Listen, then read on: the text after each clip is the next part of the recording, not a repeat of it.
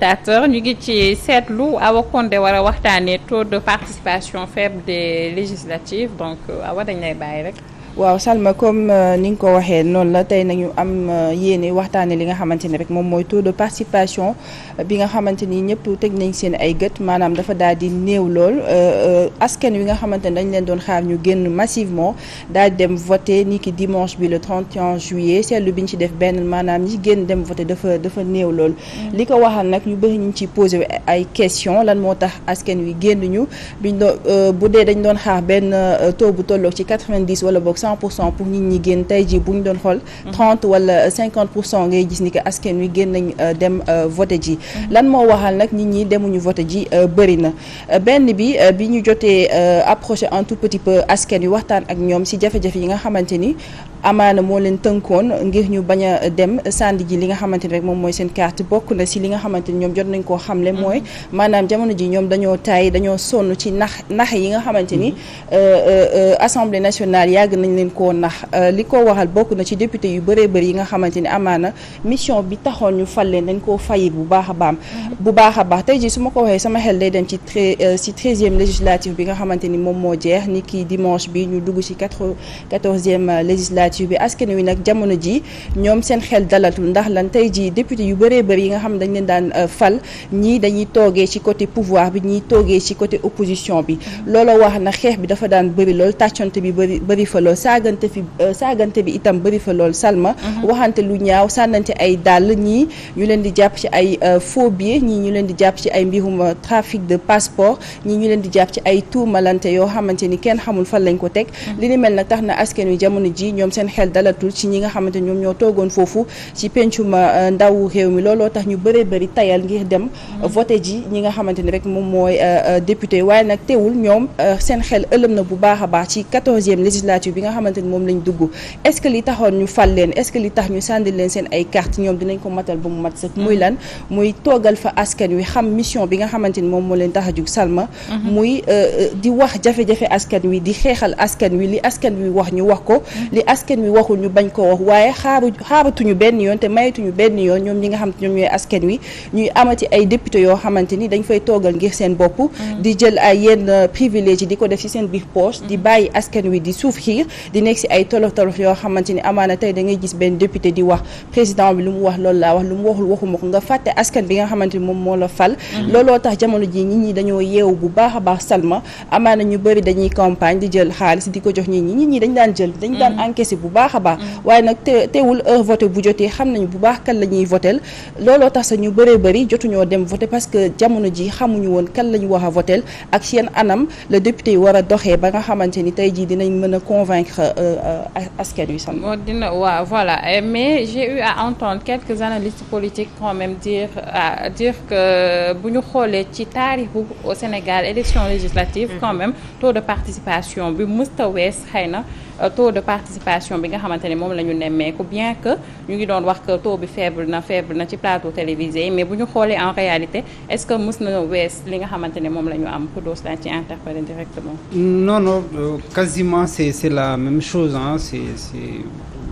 élection législative yi bokkul réalité ak élection locale yi bokkul réalité ak élection présidentielle bi locale yi da ngay am affaire de gox koo xam ne xam nga ko moom mooy nekk candidat te tu sais un peu lu nga xam ne moom mooy solo si nga xam ne am na ko maire bi nar a nekk sa commune alors que législative yi surtout boo ci ajouté li nga xam ne moom mooy la réalité de la 13e législature ay députés yoo xam ne di ay multiplicateurs de billets la kii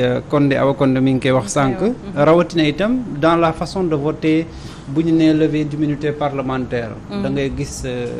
loo xam ne waroon nañu ko respecter ci procédure yi duñ ko def mbirum politique bi am ñoo xam ne dañuy taxaw naan man député diw la li fi ñëw dinaa ko def li ak li ni mel bokk nag loo xam ne parce que particularité bi ñu seetlu ci législative yi mooy que ne boo ko jëlee par rapport ak local yi ndaw ñi ñu doon gis boo xante ci rang yi ce n'est pas la même chose avec législature bi li tax parce que les jeunes là ñi ci bëri ku ci gën a kii sorewul am na le bac au minimum. donc nekk député du mbirum kii quoi xam na député yi normalement est-ce que la ñu war a def nañu ko walla am déet. kon kooku mënoo ko jommal parce que da nga bëgg a nekk député bëgg ko dugal ci yenn yi. il se dit que bon de toute façon bu ñu la falee soo demee xamoo article yi. xamoo nangam c'est vrai. c'est pas son problème quoi. il se dit c'est pas la peine ñi ci des aussi am na ñoo xam ne ñun ci terrain bi dañu leen di laajte dañu ne. bon ñun xam nañu ne Yewwi dem na mais sunu candidat bi demul ñu toog di xaar 2024. comprendre nga li ma la wax. kon ñooñu nee nañu jarul ñuy dem voter parce que ñoom 2024 la ñuy waajal parce que seen candidat bi dafa bokkul ci élection bi. kon le choix aussi des candidats il faut que askan wi ginnaaw am nañu parrainage. ñu bàyyi parrainage bi déterminer ñi war a dem. ci élection bi bañ koo tànn ci ay. combinaison politique ak utiliser la loi pour mun a galgal ak ñoo xam ne peut-être sénégalais ñu ngi leen doon xaar ci jongante yi de façon générale aussi ci nawet la ñu nekk naturellement dans les zones yoo xam ne dafay taw du mën a nekk la même chose que bu ñu nekkoon ci temps normal parce que fu mu ne nii ñun ñi itte yi dañoo bari doo bàyyi sa tool ci jamono ji metti bi nga ne yow da ngay dem di ram pour def waaye tamit Abdou Khoudous est-ce que tamit nekkul guerre bu metti bi nga xamante ni maanaam guerre de communication wala guerre psychologique bi amoon entre Benno Bokk Yaakaar ak Yewwi Askan Wi moo tax ñu bëri dañoo mujjee taay sax parce que nag li ma ci gën a jaaxal man bokk na ci yeneen coalition yi nga xamante ne amaana ils sont passés inaperçus ci li nga xamante ne rek moom mooy élection législative yi parce que tout le temps Benno Yewwi Askan Wi nga doon dégg yeneen coalition yi quasiment doo leen dégg lu bëree bëri. xam nga li waral loolu mooy dans le discours des candidats politiques dafa am loo xam ne Sénégalais ñu ci bëri li ngeen seetluwul mooy que ne même taux de participation bi ngay wax ni dafa am ay vote sanction am ñoo xam ne ci camp bi la ñu bokk waaye ni ñu tànnee ñi nga xam ne ko waroon jiite coalition bi wala ñoo xamante ne ñoo waroon bokk ci liste yi bokkuñu ñoom bu ñu demee dañuy voter vote sanction moo waral ñenn ñi peut-être am une percée avec ces élections législatives là parce que dafa am des votes sanctions par exemple ñi bokk ci pouvoir bi ils n'étaient pas d'accord avec par exemple ñu del Mimi Touré def ko liste nationale wala les transhumants yi nga xam ne ñëw nañu bokk te ñu investir leen ci liste bi ñooñu pour de rien au monde ñu bokkoon APR depuis biñ koy sos ba léegi ñu ne dañuy rey seen bopp pour un transhumant loolu aussi beneen lecture politique la boo xam ne duñu ko mus a def te gis nañu ñuy transhumé woon yëpp quasiment ils ont perdu dans leur localité. ok d'accord mais bëggoon naa aussi interpeller Thioro par rapport ak gis nañ campagne bi coow bi nga xamante ne jur na ko ñenn ci partisans yi moo jaraloon leen ñu toog ci benn localité di xaar ba 3h 4h du matin ki nga xamante ni moo di seen candidat mais après bu ñu xoolee localité boobu taux de participation bi aussi ñu ne dafa faible après qu'est-ce que ça te dit est-ce que du ma riirandoo campagne bi moo leen taxoon a jug wala en réalité dañoo bëgg jëmmal ki nga xamante ni moo di seen candidat. d'accord une très bonne question mais Salma wax ngeen ko léegi ci njëlbeen gi bala may ñëw ba tey ci question bi mooy ampleur bi nga xam ne nii élection législative daanaka du koy am boo ko xaymaa ci élection locale ni muy demee ak élection présidentielle nga xam ne élection législative am na lu bari loo xam ne nii xëy na da koy déjouer ci xelu askan wi ba tax na xëy na am na loo xam ne ni du leen ko jaral mais aussi buñ dee xool ci taux de participation bi mën nañoo jàpp ne aussi bu ñu ko xaymaa ci yeneen élection législative yi am daanaka noonee rek la doon demee chaque 5 ans yu nekk fii ci Sénégal ba pare leneen di ci am moom mooy que nañu fàttaliku ne Assemblée nationale dafa am ci loo xam ne nii ci ay information dafa ñii nga xam ne ñoom ñoo di askanu Sénégal dañu ko amul ci ay information comme quoi information bi nga xam ne nii ren jii nii am na ci yenn ci ay plateau télé yoo xam ne ñu ngi ko doon jéem a soulever di ko wan askan wi ak di leen ko wax que Assemblée nationale dafa am benn dayo boo xam ne ni am na ko ci kaw lan moom mooy que ci kaw saytu kan mooy pouvoir exécutif kan mooy nguur ak ñi nga xam ne ni ñoom ñoo ko ëmb lan la Assemblée nationale war a sëkk ak ñoom lan moo war a nekk exactement taxawaay Assemblée nationale parce que bu ñu dee wax à chaque fois ñu ne député bi dafa war a dem taxaw la mu war moom mooy que dem yooxul askan wi dem tàccul askan askan wi wala tam dem yóbbul askan wi seeni ay mbëbët. loolu ñii di askan wi xam nañu ko. beneen bi mooy xamuñu ne exactement est-ce que am nañu les informations que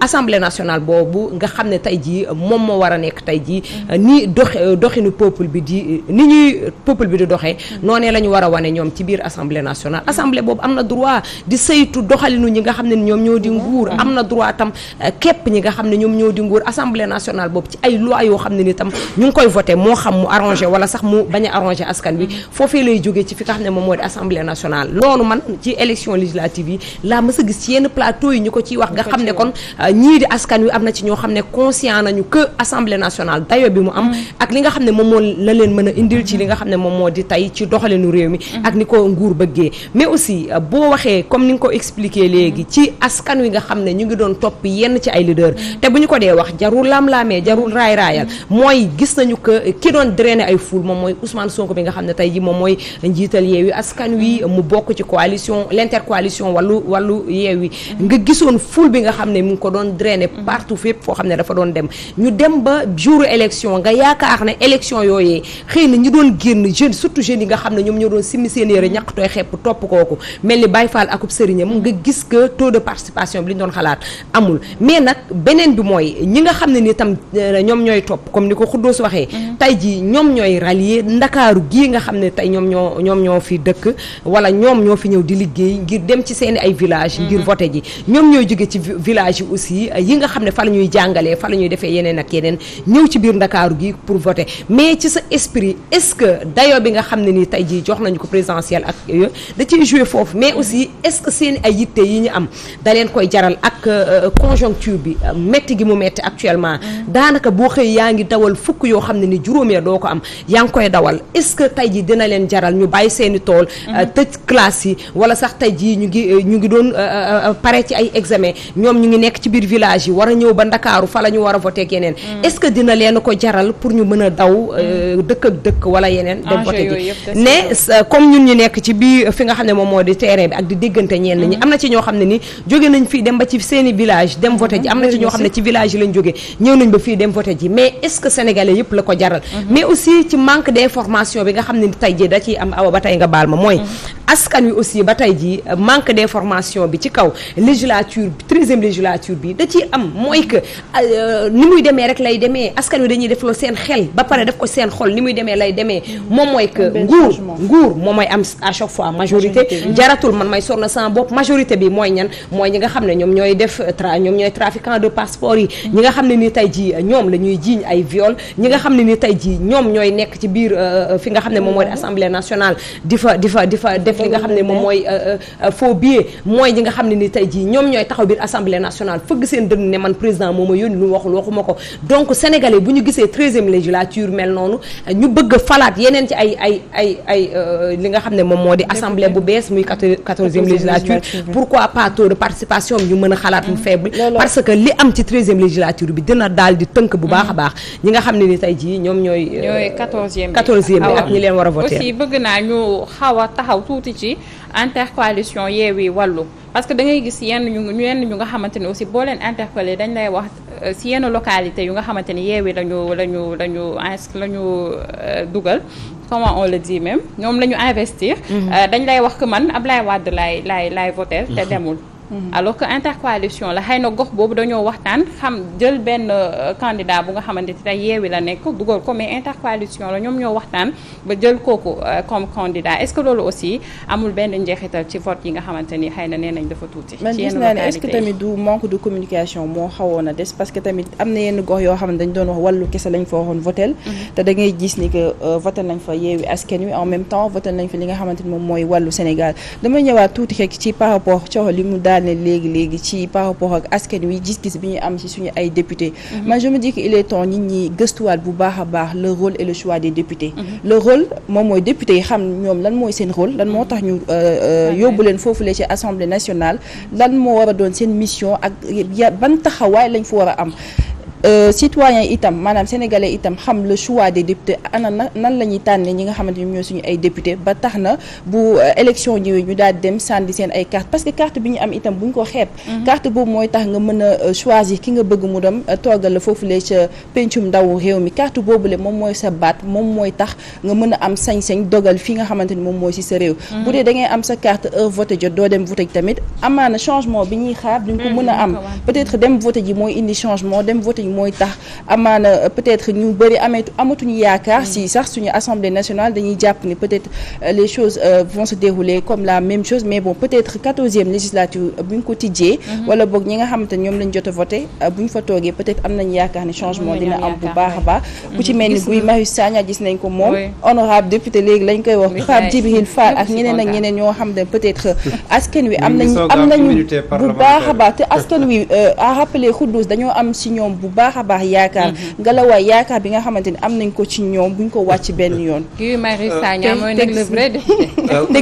gis nga leneen li ma ci yokkal awa mooy comme ni nga ko expliqué noonu. wallaahi rapidement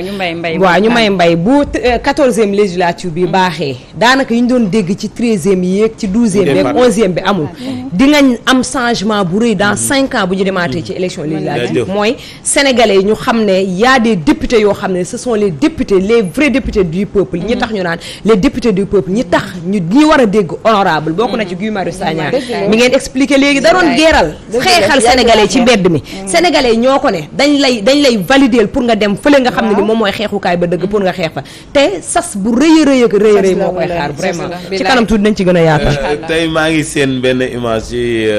ci toile bi benn bi ñu xottee la polo bi mu soloon ak bi ñu ko jàppee muy fippu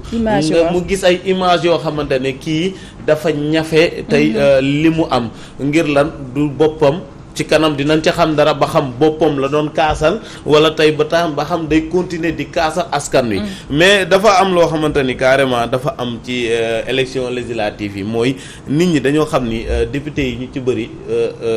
nekkoon ñu fa askan wi député yoo xamante ni dañuy saagante nekk fa di xuloo di xeex yow askan wi boo leen di demee di gàddu seeni problème di ko yóbbu ci ensemble doo tal xeex doo tal saa bu dee askan wi ñor nan la rek bu dee fa nga jugee lañ seeni jafe-jafe moom nga yóbbu boo demee ku lay saaga wala ku lay provoquer sa doo ko tal di nga tal li la fa indi mais ñu ci bëri seen bopp lañ fa nekkal nit ñi nag dañoo sonn ci naxe googu xam ni ñii di dem ci ensemble ba seen bopp lañ fa nekkal wala tey jii coalition moo leen fa yóbbu tey séddoo bi bu fees ci Sénégal élection yi ci bëri comme Khoudous mu ngi koy wax sànq élection maire di nga xam ni carrément candidat bi moo bëgg a nekk ci commune bi xam naa ko maîtriser naa ko wala tey élection présidentielle nga xam ni kii dafa bëgg a nekk président doy na mais élection législative yi na ngay xam ni carrément coalition yi dañu séddoo li nga xam ne mooy député yi yow Yewwi jëlal lii Benno Bokk Yaakaar ak say seen coalition tey Yeewu ak Wallu seen coalition na ngay gis maire boo xamante ni sax sanction woon na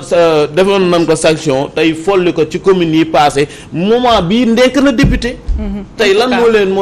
moo leen may loolu coalition kon nga xam ne nit ñi dem nañ ba amatuñu confiance pour dem di voter ji loolu moo tax tey yi boo demee ci école yi wala nga dem ci centre yi doo fa fekk kenn ay benn nit nga fay fekk te Salma li ma doon wax la fois passée rek moom lay dëgg ni maa ngi doon wax c'est intéressant ñuy xam profil yu ñuy votel tey ji boo xoolee Guy Marius Sagna nekkuñ fi pour def ses éloges mais dafa prouver